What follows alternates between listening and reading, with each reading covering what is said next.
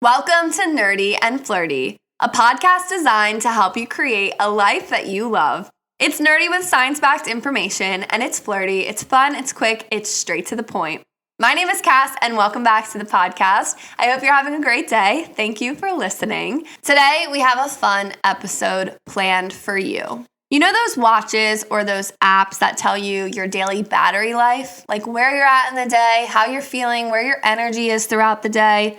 Do you ever notice how almost everyone's just goes down? And by the end of the day, it's completely depleted? It's no secret that most of us spend every single day running without spending any time to recover. And unless we're intentionally dedicating time to recover and rest, we usually don't. Our bodies are like a car. All day, we pedal to the metal, we speed, we race, we go fast. When do we stop and fill up the tank? How often is your gas light on and you just ignore it? You get in your car for the day, you're ready to hustle and bustle, and all your lights are on. You found a new little dash light on your dashboard, and you're just like, well, I'll get it another day. I'll get it another day. And then eventually, every single day, there's another light, there's another problem, you're still on E, your gas light is on, it's blinking now, and then you run out of gas and you feel horrible. That is our lives. Every day we feel like that. We're not filling up our tank. It's blinking at us, telling us we need to do something, but we don't do anything until we're literally on the side of the road on empty, nothing in the tank. That's burnout. And unfortunately, so many of us are in this cycle of going until we burn out. And then we fill up our tank. We finally fill up our tank. We deal with all those lights on the dash. We do everything we need to do. We even get the oil changed with the premium oil. We do everything we need. And then we think we're fine and we do it all again until we're on empty in the same situation. And it's a cycle. Every single week, month, however long it takes you to run out of gas, eventually we do. They say if you don't take a break, your body's going to take a break for you. And it's not usually at a convenient time. We are constantly in these cycles of depleting our energy, depleting our gas tank, depleting our battery life, whatever you want to describe it as. We're constantly in these cycles of just depleting and not really restoring. And part of that isn't our fault because there's so many things that deplete our energies that we encounter every single day. Some of them we do to ourselves. Some of them just exist in the environment around us. But the point is that it's happening and we're just allowing ourselves to be depleted. There are a bunch of things that deplete our energy. Some physical health things you might already know, like dehydration, not getting enough sleep, too much caffeine, eating too little, eating non-nutritious meals, things like that we can physically feel. We don't feel as well when we do those things. But there are also other things that deplete our energy that we don't necessarily always realize are depleting our energy. First one being complaining. Did you know that researchers found links through a bunch of MRI scans that people that complain frequently typically shrink their hippocampus? Just 30 minutes a day of complaining can physically change your brain. And most of us complain anywhere from 15 to 30 times per day. The average person complains 30 times per day, which is crazy. Now, we're not typically complaining to make everyone feel bad and just ruin everyone's day. Usually we complain because we're trying to vent and we're trying to get our emotions out and we're trying to feel better by letting out the negativity, venting about it. You've probably heard, oh, I'm not gossiping, I'm venting. I'm not complaining, I'm venting, right? But over time, that constant negativity not only changes your mood into a negative state, but it also just changes the mood around you and changes the environment around you to be more negative. And over time, this really can deplete your energy. And you might not even realize that this is the thing that's depleting your energy. You just know that every time you leave work, you feel drained, or every time you leave that friend group, you feel drained. Sometimes it is the act of complaining and being around this negativity. Some other things that deplete our energy are related to our social circles. So who are you friends with? Who are you around? What are you consuming? And I've said this before, it's not just your physical social circle, the people you see every day, but also what you're seeing on social media. If you're on social media and you're constantly seeing people that complain a lot or gossip a lot or say negative things or share negative news, I personally cannot watch the news on TV. I block a lot of news channels on my Instagram because seeing that negativity, these negative current events, actually makes me feel so bad inside that I try to just remove that from my social circle altogether. If you're seeing that you're going on social media and seeing a lot of negativity, that is affecting you. Even though it's not physically in person, that negativity is going into your brain and making you feel horrible. And then also just the people you're around. And sometimes you might think that you curated this perfect social circle and your friends are awesome and they're positive and you feel good, but your coworkers, not so much. Maybe you're in this habit at work where you hang out with people that complain a lot and gossip a lot and you're into the work drama. It is so easy at work to get into a cycle and get into a habit of complaining and being negative. This can really do some damage on that battery life that you have per day. Maybe you don't engage with those people anymore. Just be aware. If you're around that a lot, it is affecting you, even though maybe it's not your friends and your social circle that you chose. But we spend a lot of time with the people that we work with, sometimes even more time than we spend with our families and our friends. So it's really important to make sure our workspace is a positive one as well. Another thing that I find really depletes your energy or depletes your gas tank throughout the day and throughout the weeks is simply ignoring the signs that your body needs rest. You know exactly what I'm talking about. It's when you're saying yes to everyone, saying yes to everything, doing so many things despite feeling tired and run down and go all the time. Instead of listening to that, you're like, well, I could just do one more thing. I can just do one more thing. But the problem with that is, maybe you're doing another thing and you're achieving and you're being productive, but you might not be doing it with the best intentions or the best mood or the best energy that you would have done if you were well rested. There is a distinct difference in quality of work when you are really rested and energized and excited about something versus run down, saying yes to things just because you feel like you have to and doing things just because you feel like you need to. It's important to really get in tune with your body's cues on how you know if you've been running yourself down a little bit too much. Maybe you're getting sick a lot. Maybe you're sleeping a lot more. Maybe your appetite has changed. Maybe your sleep habits have changed, or your workouts, you're not recovering as well. These are distinct signs that you are probably overdoing it in at least one area of your life, and it's time to take a step back and take a little rest. So I want to share with you some things that can help fill up the gas tank without always relying on just running down to empty. But when it comes to emptying the gas tank, it's inevitable. Your gas tank is gonna go down throughout the day. We are constantly doing tasks and activities that require energy from us. Things like working out does require some gas from the gas tank. Your work responsibilities, your home responsibilities, all of those things are gonna take gas. And sometimes we can control how much gas is being taken. Maybe listening to this, you realized, my coworkers are a gas guzzler and I'm gonna try to lower my interactions with them. Or maybe you realized, I'm my own gas guzzler because I'm complaining so much, or I'm not drinking enough water, I'm not sleeping enough. If you have control over those things, absolutely do what you can to minimize the effect. But inevitably, we are going to use gas throughout the day. And I'm using this car analogy because it's just the easiest way to explain it.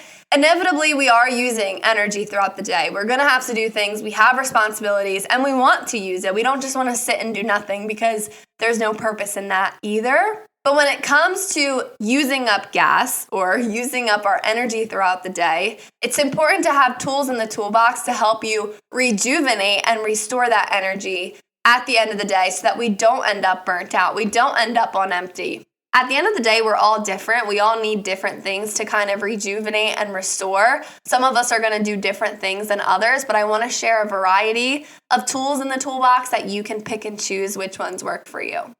So when I was preparing for this episode, I really was hooked on the idea of these apps and these websites that show your battery life throughout the day. So one of the more reputable companies that does this is Whoop. And if you've never heard of Whoop, they have a watch and it's hooked to an app and it has all these cool features. You can do your workouts on there, your recovery, and all these different things. It tells you your workout strain. There's a ton of things on there. I don't have a Whoop watch, but I know a lot of people that do. And from what I've seen, it's really cool and one of the more accurate ways to assess this. And one of the coolest features is this battery life percentage that it gives you for the day. It's your overall percentage, and it takes into account all these different factors that might deplete or rejuvenate your energy throughout the day. A lot of times though, you start out the day with a much higher percentage, and by the end of the day, it's gone down quite a lot based on your workouts and your strain and all the other activities that you've done throughout the day. Now, I've already mentioned a lot of the things that will deplete your energy, and the Whoop app and similar companies show that on the app. It shows like, oh, your workout took this much energy, your sleep added this much energy, this took away that took away that, and it's kind of just like this little calculation. I'm not sure how completely accurate it is, but from what I understand, Whoop is one of the more reputable, accurate companies to see this. So I was really interested to see what tools they recommend when it comes to rejuvenating your battery life. So one of the first ones that they didn't put on their website when I was looking this up, but I know that this is one of the best things you can do, is getting high quality sleep. Sleep is so important for overall rest and recovery for our bodies. And you don't need a technological device or an app or some other thing to tell you about your sleep. There are key signs for you to look for to tell you whether you had high quality sleep or not. One of the most classic ways to know if you're sleeping well is if you're waking up frequently or if you're sleeping through the whole night. If you're waking up frequently, your sleep is getting broken up, interrupted by something. So really look, maybe it's because you were on screens a lot, maybe it's your bed or your mattress. Maybe you have the TV on in the background and that keeps waking you up. Look around your environment and see if there are things that you can change to make a better sleeping environment. And then also, are you waking up tired? This is one of the best ways to see how you're sleeping. If you're waking up tired despite going to bed at a reasonable time, waking up at a reasonable time, and you still feel fatigued, that's a clear sign that you're not getting high quality sleep. Maybe you need more hours. Maybe you need to change when you go to sleep and when you wake up, or how you wake up. Those things can make a really big difference on how you feel, your moods, your energy throughout the day, your recovery. Sleep is where we do all of the recovery from the day. All the strain that you put on your body, both physically and mentally throughout the day, is recovered during sleep. And if you're not sleeping very well, you're not recovering very well. If we're going off of this battery analogy, sleep is where you recharge your battery every single night. That is the one guaranteed way that you can recharge your battery, and that's going to give you the fastest charge. When you get low quality sleep, it's like you have one of those chargers that has wires sticking out, it's all beat up and broken, and it only works if you wiggle it a certain way. That's low quality sleep for your body. If you get high quality sleep, you have a fast charger that's woven and it doesn't break and it's straight from Apple and it's the great ones. That is like the best analogy I can think of when it comes to sleep. So this is going to be like the biggest, most important thing for you. And then everything else we talk about is kind of like a little boost of charge throughout the day. So I have some more things that I want to share that are going to give you that little boost of energy throughout the day that aren't as big as sleep, but are definitely valuable for just charging your battery throughout the day. So I have 10 different things that I want to share with you. 5 are from Whoop and 5 are from me that are personal in my life. I want to share a wide variety of things because at the end of the day, we're all very different. Someone that really likes to take baths might get rejuvenated from a bath. To me, that is like one of the most stressful things I could do. I hate taking a bath. I feel restless. I just can't do it. So I understand that some things are going to resonate with you and some things might not, and that is why I want to provide a wide variety of things. So I'm going to start out with the Whoop ones because these are different than what I do. First one that Whoop recommends is meditation, which I feel like we all see meditation a lot on social media now and people are talking about it. And I really like meditation for the simple fact that you can do it anywhere and there is a wide variety of ways to meditate. You can do it just traditional meditation, sitting crisscross applesauce, closing your eyes, or you can follow a guided meditation. I played a guided meditation for my students the other day, and it was so nice, and it was like a nice, refreshing way to see how meditation can be adapted to fit different personalities. You can find meditations for all different things like anxiety relief, confidence building, affirmations. There's so many different guided meditations out there that if you're not really into traditional meditation, you can follow a guide and it's a little bit easier and a little bit more manageable.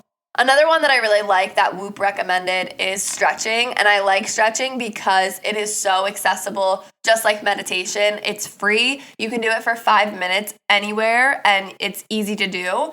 Simply touching your toes, bending and straightening your legs, reaching over and twisting a little bit feels so good, and it just kind of gets it, like, your body less tense.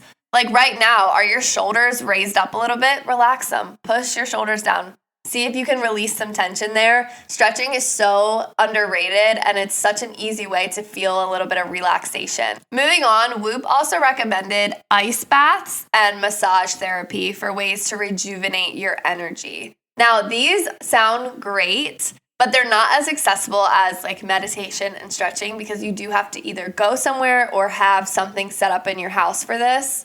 I absolutely agree that a massage would really help rejuvenate my energy and make me feel good, but that's not something I can do every single day, randomly throughout the day. That's more like a special treat. Same with ice bath. I know I've started to see people getting ice baths in their homes, or they're getting bags of ice and making them in their homes. And while that's awesome, that is not relatable to me. Like, I don't see that happening in my life at this point right now. But I do think that an ice bath or even just a cold shower kind of gives you that boost of energy to wake you up, get you ready. But that's not really as relaxing as like stretching and meditation. So it really just depends person to person. I know some people really like that jolt of like, okay, you're just in your body and this is all you're thinking about. And I know some people really like more relaxed, zen ways of rejuvenating. So those are 4 things from Whoop. I want to get into my forms of relaxation and rejuvenation based on just things that I do that I find really easy to incorporate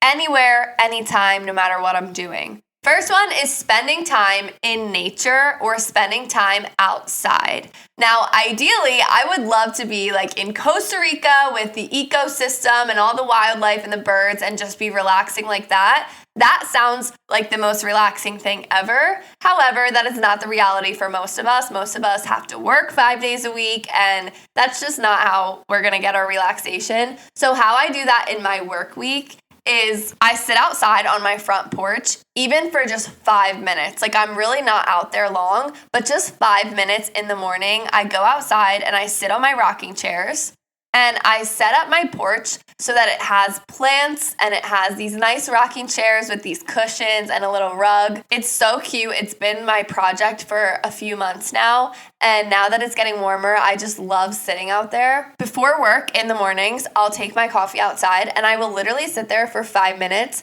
No more than 5 minutes, honestly. I usually just go out there for 5 minutes, sit out there, recenter myself, and then I go about my day.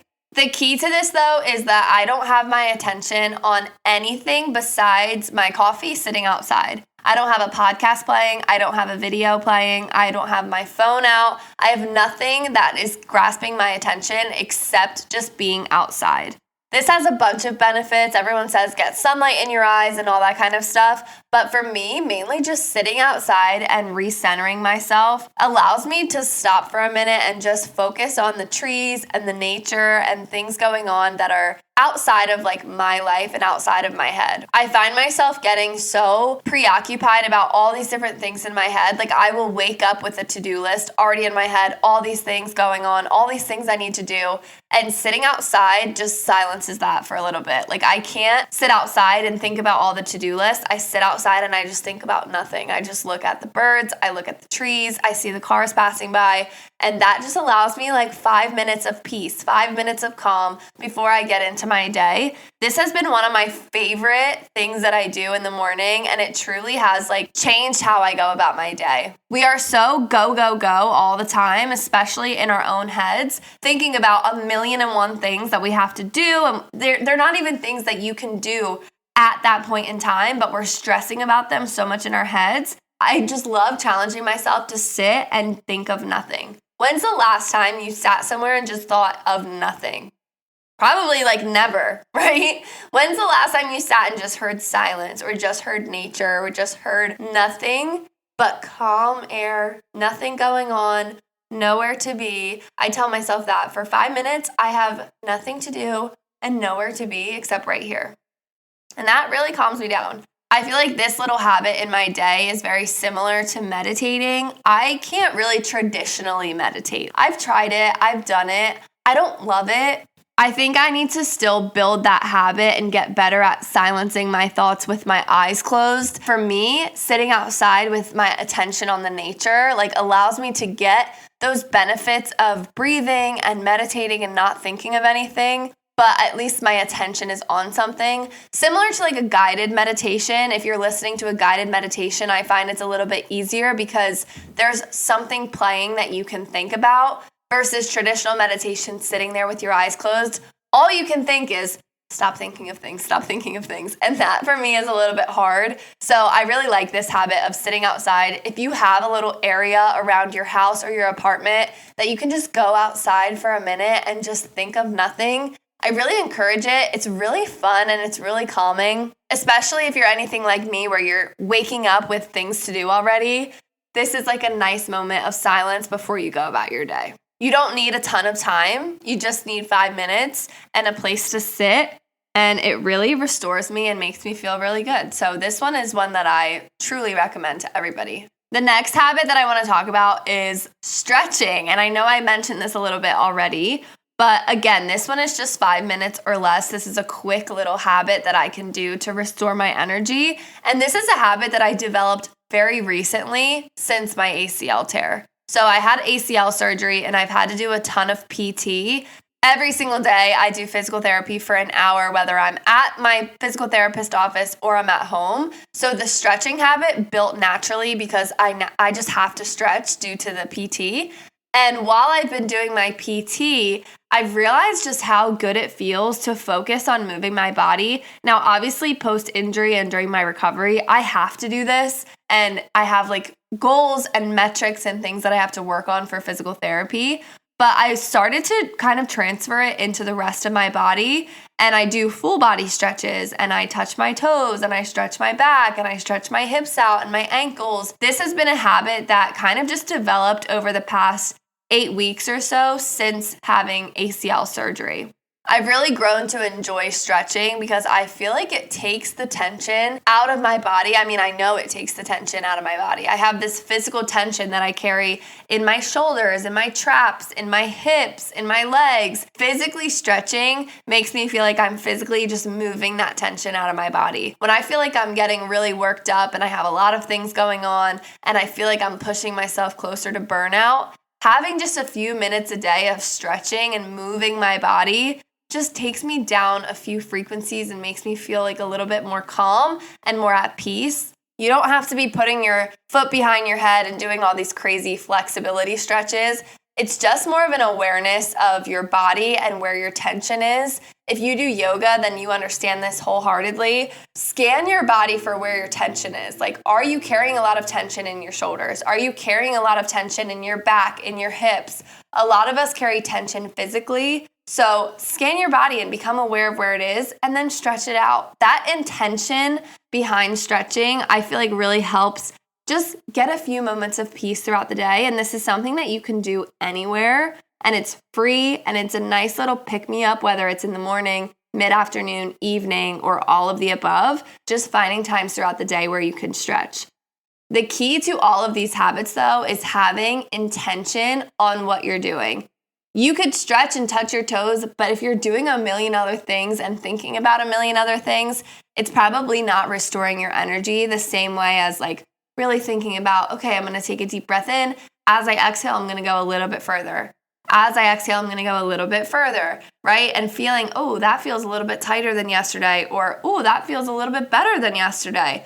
The key is having intention behind what you're doing and when, and being fully present while you're doing relaxation. I think that's why I don't like taking baths, because I'm constantly thinking about so many other things when I'm taking a bath. So it doesn't do what it's supposed to. It doesn't relax me. If anything, it gets me really worked up. Be aware of what's going on in your head when you're trying to do these habits, because intention is going to be the key to truly feeling rejuvenated afterwards. Okay, so next thing that I really like to do when I'm feeling like my gas tank is getting empty and I need to really fill up and fuel up is a journaling session. Now, not a journaling session in a, I'm so productive because I journal, right? I feel like sometimes journaling can be put into that category of productivity. I'm not talking about that. I'm talking about journaling in a genuine, I want to get to know myself kind of way. There are a few questions that I go to when I'm feeling like I need to refuel and just recenter and feel really good. First one is my small wins, and this I've talked about before, but it's just listing out your small wins. They can be really small, they can be bigger wins, but just take into account and take note of what you've been doing and what you've been doing well in. Did you sign up for a new class? Did you say no to someone? Did you put yourself out there? Did you network with someone? What are things that you did recently that make you feel really good about yourself? That's what I want you to write down. I like doing this because it builds momentum. Especially if I'm feeling burnt out or just feeling drained, it's really easy for me to get on myself and feel like I'm not doing enough when I'm in that mood. So to remind myself, I like to write out my small wins. Another thing I like to write out is what I want to do more of and what I want to do less of. Sometimes I feel like I get unfocused or I lose focus when I'm feeling drained and depleted. So writing out what I want more of and what I want less of really helps me focus back on my goals and my intentions and where my head is at. I really like that one. I usually just do little bullet points under each one, nothing crazy. Another question that I like to journal about is my goals for the week. I do this every week, usually on Mondays. I'll just write out a little list of things that I want to get done. And it's not in like a overbearing, overachiever way. It's more in just here's the things that I need to do. And if I get these things done, I'm going to be really happy. It will be anything. I will write anything from any aspect of my life, personal goals, work goals, career goals, podcast goals. It doesn't matter. Sometimes it's getting certain laundry done. Sometimes it's going shopping for something, getting my oil changed, like any kind of goal or thing that I need to do throughout the week. I put this here. I really like this because doing a weekly goal gives me flexibility on when I do it. Unless it's something that is a set appointment, usually I can do it like if I'm feeling really good on a Tuesday, I'll get it done on Tuesday. But if I'm busy on a Tuesday or feeling tired, I can do it on Wednesday and it doesn't really matter. That's why I like doing a weekly goal list because it doesn't put so much pressure on myself every single day. It's more like if I'm looking at this big picture, if I get all of these things done, I'm going to feel really, really good. I also like to write out my gratitudes, just the things that I'm really grateful for. I feel like especially when you're feeling drained in your energy, it's really easy to just feel low and you forget how much you have to be grateful for. I find that when I'm writing out my gratitude, it just boosts me up and it boosts me up. If I'm feeling really low energy, writing out gratitudes brings me up another level. Remind yourself of the things you're grateful for because there are so many things, and just writing it out really helps you feel good again and grateful and privileged and all of those things. And then last thing in my journaling session, I like to write out who I'm sending love to or thinking of.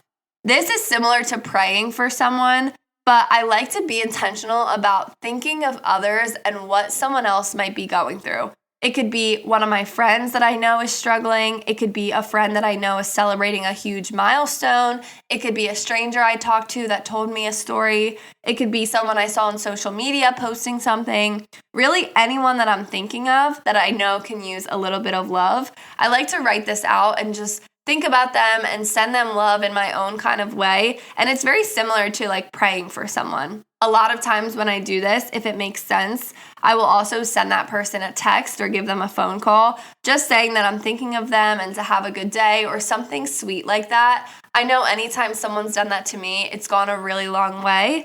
And it also makes me feel really good if I'm sending it. So just thinking of others and praying for someone else or sending a little love to them can go a really long way. It also takes you out of your own head. If you're feeling really low energy, a lot of times you're focused strictly on your own life. And while that's important, it's also really helpful and beneficial to feel compassion for others and think about others and how someone else is going through something similar or worse or whatever, better, and it makes you feel better. There's a lot of reasons why I like to send love and think about things like that. I have two more things that I like to do when it comes to recovering and rejuvenating my energy. One of them is anti-productivity time. Now, if you've been following me for a while, you've probably heard me talk about this because I used to post about it a lot. Anti-productivity time is a concept that I thought of to prove to myself that I can spend time not being productive. It's intentionally spending time not doing things that I view as productive. This means no cleaning, no working, no schoolwork, no social media, no podcast, no thinking of productivity, nothing. I like this because it's time for me to actually decompress and do things that I genuinely like doing, not for the fact of being productive, but for the fact of genuinely resting. Whether it's taking a shower and sitting on the couch, or sometimes it'll be like painting or journaling, but even those can be included in productivity. If I'm doing a painting for Instagram, that's productivity. But if I'm doing a painting just for myself and I'm not sharing it anywhere, to me, that's anti-productivity. So you really have to look at yourself and figure out what are things you view as productive and what are things that you view as rest. Figure out some things that you can do that aren't productive that actually make you feel good. A lot of times for me, I also like just sitting outside and thinking of nothing, similar to what I said earlier. That's just time to sit outside and do nothing. There's no achievement attached to it, no outcome attached to it. I feel like nowadays we're so caught up on the outcome and the achievement and if you can post it on LinkedIn or not, and that gets old really fast. So find some things that you can do that are just fun, that are not productive and are not achievement oriented. And then lastly, similar to this, but a little bit different, is guilt-free rest. Do you struggle to actually rest because you're thinking of all the other things that you can be doing? Because that's how I am. Sometimes I'll sit on the couch after the day that I had and I'm like, okay, I'm going to rest. And I'm sitting on the couch, I'm watching TV, I'm chilling. And the whole time I'm thinking about all the other things that I could be doing. I tell myself in the back of my head that I could be doing laundry, I could be cleaning, I could be doing this, I could be doing that, I should be doing this. And then I end up not resting at all because I'm thinking of all the other things I could be doing. In order to combat this, I give myself strict times of guilt-free rest. And the way that I usually find that I can achieve this is getting as much as I can done beforehand. So if I have a list of chores that I need to do, I'll do as much as I can in a certain amount of time. And then once the time hits for me to have guilt-free rest, I'm having guilt-free rest. I know that I did my best, I did what I needed to do, and those things, I got them done, now I can chill. That has really been helpful for me, and it sounds really simple, but just changing my perception of rest has helped me rest better because I know so many people that say that they're resting, but then when they're resting, they're thinking of all the other things they could be doing, or they're sitting on social media comparing themselves, and that's not genuine rest. And when it comes to filling up your gas tank, you're not going to fill it up by looking at other people, comparing yourself, feeling bad about yourself, not being productive enough. I'm doing quotes because that's something we tell ourselves. The key to all of this, though, is intention and being intentional about when you're resting and how you're resting. If you're telling yourself that you're going to rest, genuinely rest. Don't go on your phone. Don't compare yourself. Like, be very intentional about what you're doing and when, so that you can actually reap the benefits and feel a lot better. We spend so much time being go, go, go, go, go, and sometimes it takes completely running out of gas to realize that your gas light was on this whole time.